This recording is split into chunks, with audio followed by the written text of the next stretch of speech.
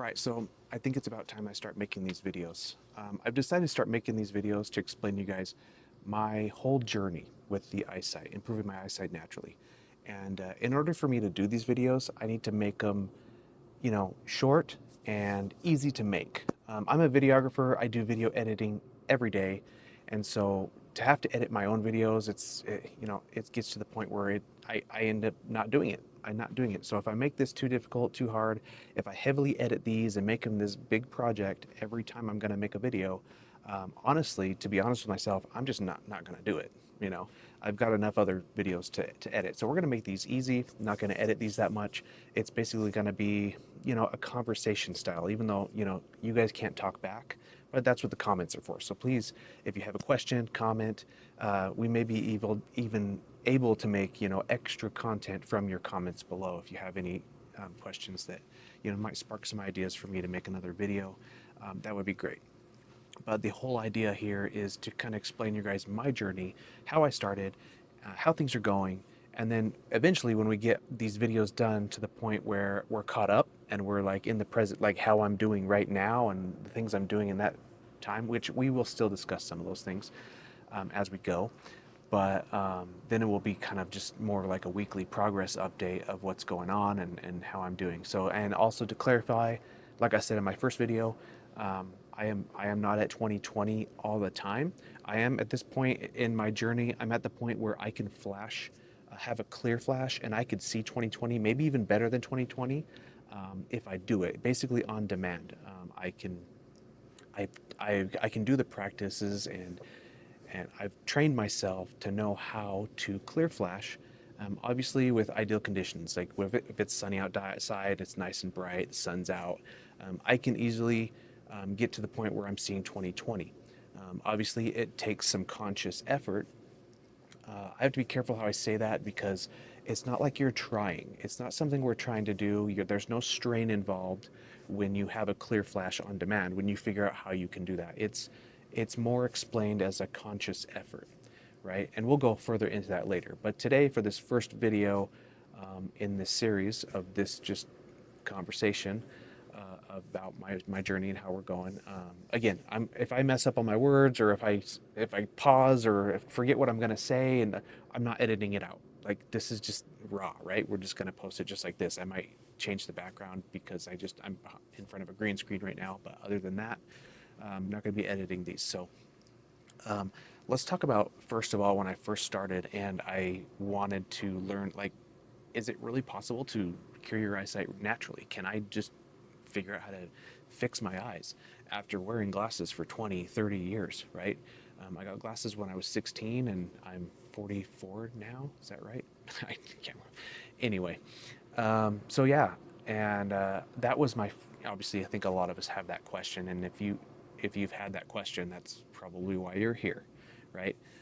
So I started looking things up like eye exercises and stuff like that, and I found all these eye exercises that you can try, all the things that you can find on the internet, and I tried those, right? Like religiously, I tried them every day. I worked on them and did all this stuff, and I just kind of had this mentality that like, really, you have all these muscles around your eyes, which is true, and maybe they've gotten weak, and it's just a matter of getting them back to, optimal strength, and maybe that's why your eyes are out of shape, is because maybe the muscles on certain sides have gotten weak, and that makes your eye just go out of shape, which is why you can't see in the first place, is because your eye is misshaped. So I tried those exercises. I did them and didn't really help. And you can look it up for yourself. They don't really help. I'm sure they do help in certain aspects to make things stronger around the eyes. And I'm not saying that they're bad. Not at all. I still do some stretching exercises with my eyes simply because it feels good. I don't do anything that strains. It feels like I'm pushing them too much. But even what I do every day is I go cross-eyed for a little bit. Like I'll take my finger and I'll just go point and just look at my finger for a minute, because it feels good. It feels like you're kind of getting a nice stretch there. It's a good feeling to do that every once in a while, and that's why I do it, because it feels good, it's relaxing, and that's what this is all about, is getting your eyes to relax. So if there's an exercise by all means. If it feels good, do it. But don't ever push your eyes or strain them or feel like you're pushing them too far. Just be careful with that. So not dogging on the exercises that are out there to do, not saying they're bad. I do use them here and there, but not to improve my eyesight, simply just to help me relax and things like that. So, so that was the first thing when I started on this, and that was years ago. Before I really got into this, I was like, I wanted to know if there was exercises I could do, and so I tried those for a long time. Like I said, didn't work. So after that, let me check my notes real quick. I have a few talking points I wanted to go over today, and I want to make sure I don't go off topic too much. Let's see.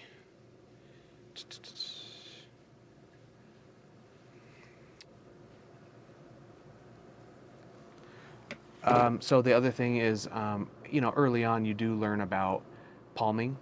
Some people call it cupping, where you text message. Sorry. We're not editing it. I'm not using that as an excuse to cut this video and start over. Palming is something that is, pretty well known now. I think people don't really understand it though.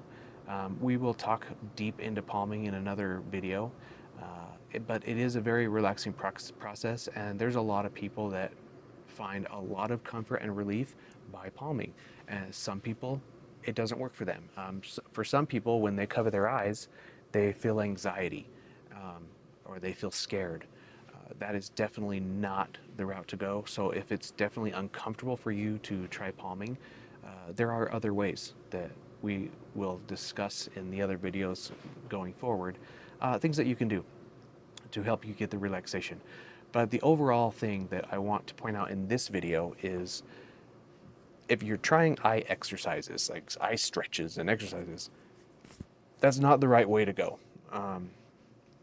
This is all about relaxation and finding how you relax. And the funny thing about reversing, your bad eyesight is that everybody's different. And that's why there's nothing out there where you can just go and you can Google, like, how do I, reverse my bad eyesight naturally? And there's no easy answer, which is also why so many people think it's not possible.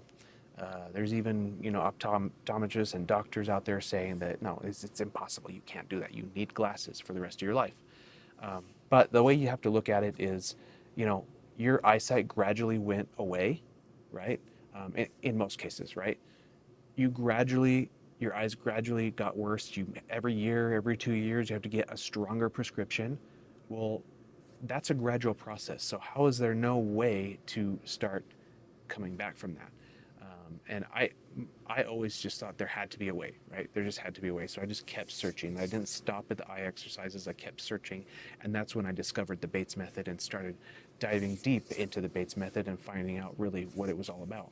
And reading articles and reading cases of people that have cured their eyesight, and even cases of the doctors that had helped people cure their own, get better, their eyesight better. So, the step one, and like I said in my intro video, is just the belief that you can. That is probably the most important thing, because along this journey, you're gonna have doubts.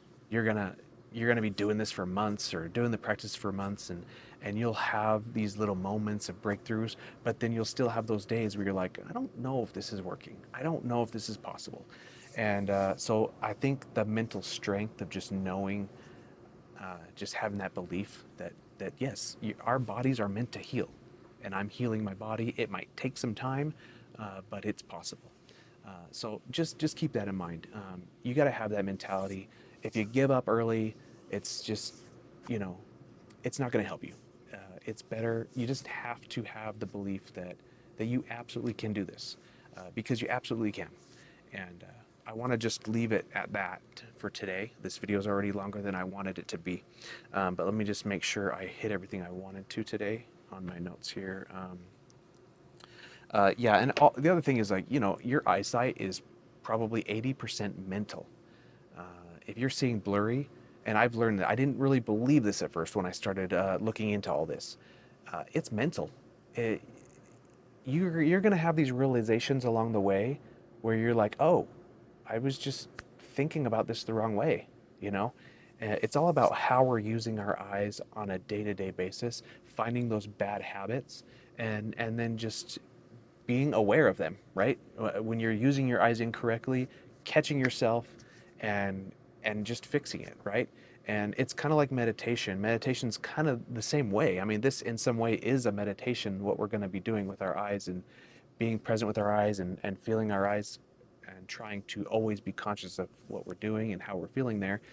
It kind of is a meditation. It's a day-to-day meditation. But just like meditation, everybody learns it a different way, right? Everybody experiences it a different way. And that's like what I was saying before. There's no cookie cutter, this is how you do it, right? Because for every single individual, it's going to be different.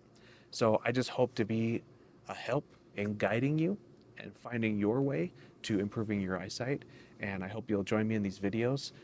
Like I said, this is the first one, and I've been putting it off because I've always been thinking I have to make these videos perfect, and we're not going to do that. We're going to just put them out, right? We're just going to put the content out, and I just hope that they will get better as we go. I know this one was a little rough. I had to look at my notes a couple times, and I got a text message in the middle of it. Next time I'll remember to silence my phone.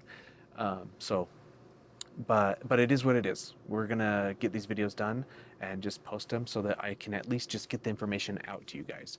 And we'll look at doing more structured videos, if we start getting more traction with these videos. But until the next video, where we're gonna be talking a little bit about, well, let's find out. Let's see.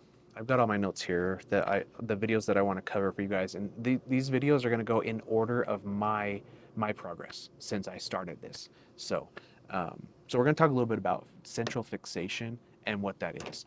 And central fixation was a topic that was so confusing to me to understand. So I hope that I can shed some light in the next video. But until then, we'll see you guys later.